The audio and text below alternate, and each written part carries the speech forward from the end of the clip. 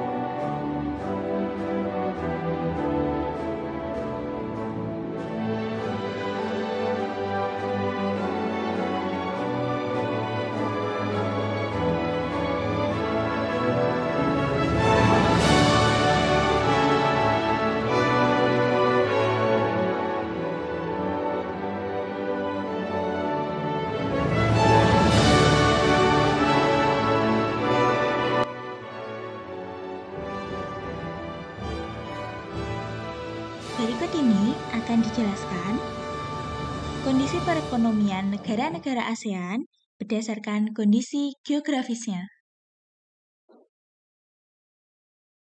Nah sahabat, kegiatan ekonomi suatu masyarakat biasanya dipengaruhi oleh kondisi geografis lingkungan sekitar. Mereka menyesuaikan mata pencarian dengan alam sekitar.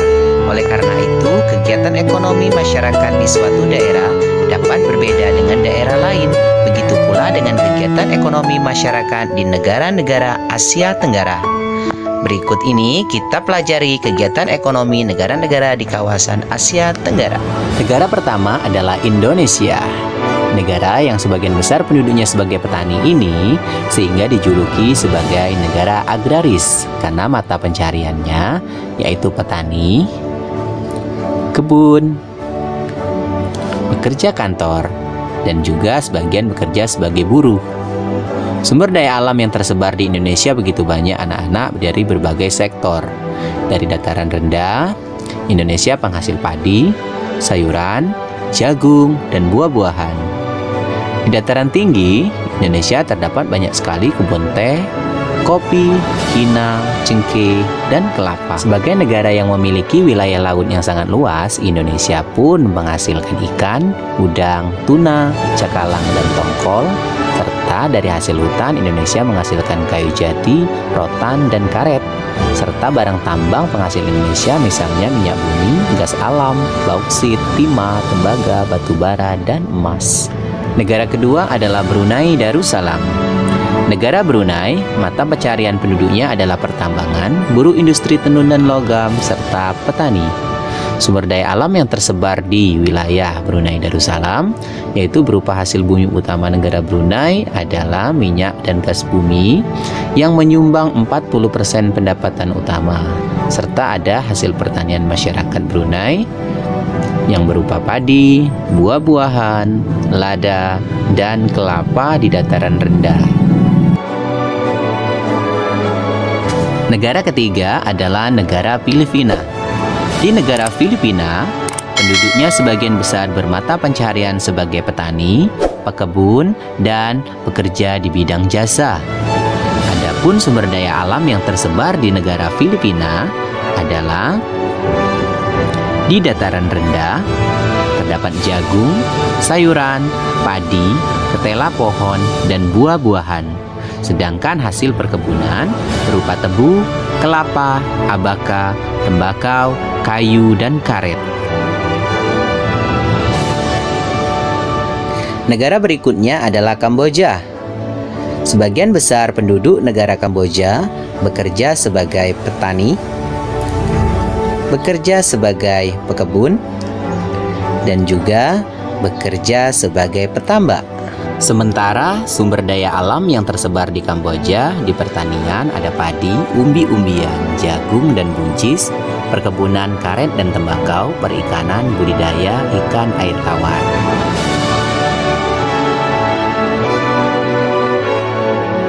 Berikutnya untuk negara Laos. Mata pencarian penduduk negara Laos terbagi sebagian besar menjadi 4. Yang pertama sebagai petani, yang kedua pekebun, ketiga nelayan, dan yang keempat sebagai penambang. Sementara untuk sumber daya alam yang terdapat di negara Laos, pertama dari pertanian, negara Laos penghasil padi, jagung, dan tembakau. Untuk hasil hutan, negara Laos menghasilkan kayu jati, sedangkan dari sungai Mekong, negara Laos kaya akan ikan karper dan ikan perch. Dari perbukitannya, negara Laos terdapat tambang gipsum, timah, batu bara, seng, dan biji besi. Berikutnya adalah negara Malaysia. Ya, negara yang berbatasan langsung dengan negara Indonesia ini, sebagian besar penduduknya bermata pencaharian sebagai yang pertama, 1 sebagai petani, 2 sebagai pekebun, 3 sebagai penambang. Sedangkan sumber daya alam yang banyak terdapat di negara Malaysia ini antara lain sebagai berikut.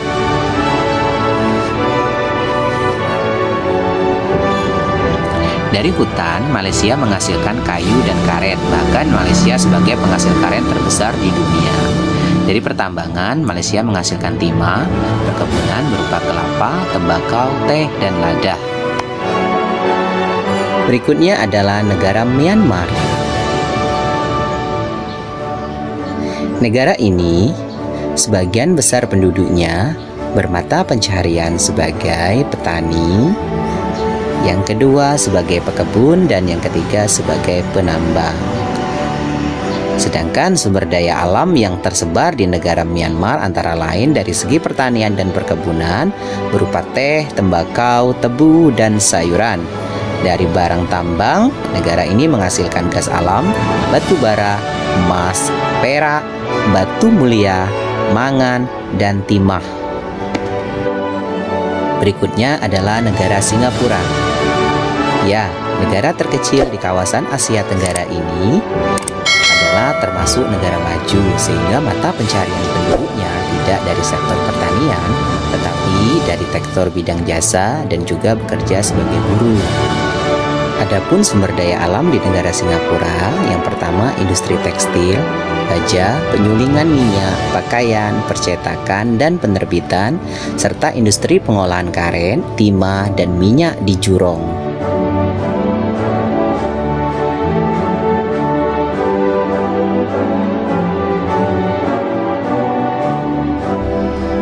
Berikutnya adalah negara Thailand. Ya, negara yang dijuluki negeri gajah putih ini, sebagian besar penduduknya bermata pencaharian sebagai petani, sebagai pekebun, sebagai penambang, dan juga bekerja sebagai nelayan. Untuk sumber daya alam yang terdapat di negara Thailand, pertama dari pertanian berupa padi, tebu, tapioka, dan yute di Sungai Chao Phraya. Ada perkebunan berupa karet dan kayu jati, barang tambang berupa batu bara, timah, dan gas alam, serta di perairan Mekong dan juga perairan Teluk Siam terdapat berbagai jenis ikan. Negara terakhir adalah negara Vietnam. Mata pencarian penduduk negara Vietnam adalah sebagai berikut. 1. Sebagai petani, 2. Sebagai pekebun, dan yang ketiga sebagai penambang. Sedangkan sumber daya alam yang terdapat di negara Vietnam dari sektor pertanian dan perkebunan berupa padi, sayuran, ubi jalar, tebu, teh, kopi, dan jagung. Bahkan negara Vietnam sebagai pengekspor beras terbesar ketiga. Dari hutan berupa kayu dan bambu, dari industri bahan makanan, pengolahan makanan, dan tekstil. Nah, itu tadi adalah penjelasan tentang negara-negara di Asia Tenggara. Semoga bermanfaat. Assalamualaikum warahmatullahi wabarakatuh.